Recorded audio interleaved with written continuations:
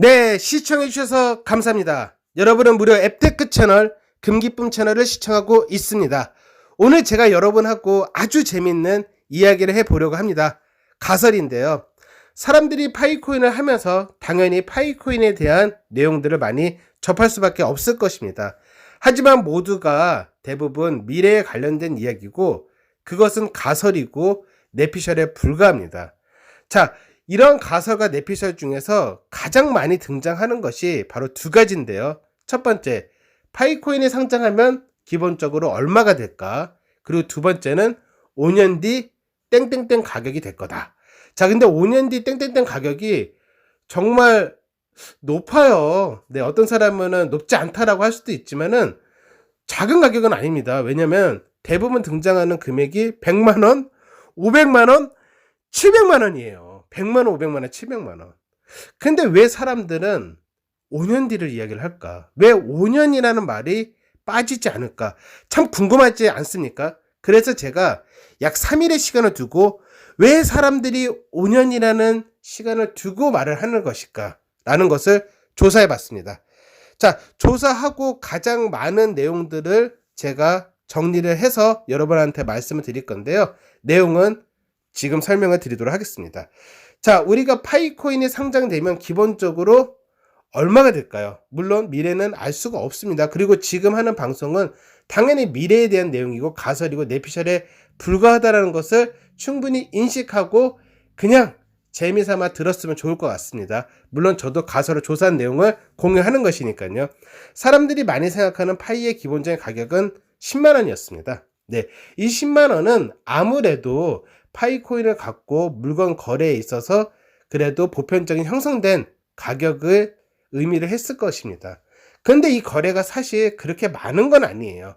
하지만 무료로 채굴하는 암호화폐임에도 불구하고 무엇인가 가치가 형성됐다는 것은 사람들로 하여금 큰 이슈가 되기에는 충분했다는 것입니다.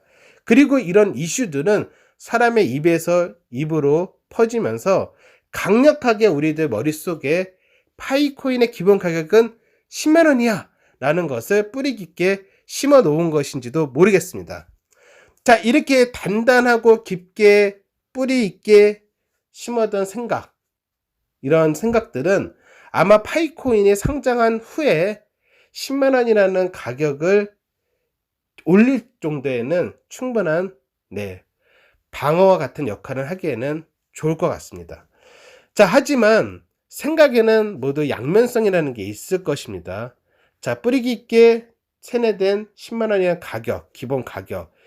이 가격은 내가 10만 원 미만에 만약에 파이코인을 판매를 한다면 너무 저렴하게 판 거 아닌가라는 생각 때문에 방어 역할을 할 수도 있지만 10만 원의 언저리에 가거나 아니면 10만 원을 초과하게 됐을 때는 또 사람을 불안하게 만들 수도 있다는 것입니다. 그래서 5년 뒤 가격에서 있어서 이 10만 원 금액이 도달하거나 언저리가 되면은 가격은 출렁거릴 것이고, 그렇지만 파이코인은 그 과정 속에서 거래라는 것이 이루어질 거다. 네, 거래는 물론 전자상거래도 포함이 되어 있겠죠. 자, 전자상거래를 한다는 것 자체는 당연히 자연스럽게 사용자의 증가를 하는데 견인하는 역할을 하게 될 것입니다.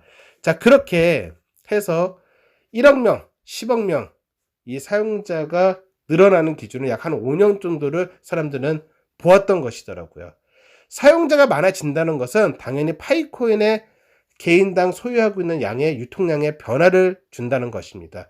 자, 그렇게 점점 희귀해지는 파이코인의 개수, 파이코인의 가치.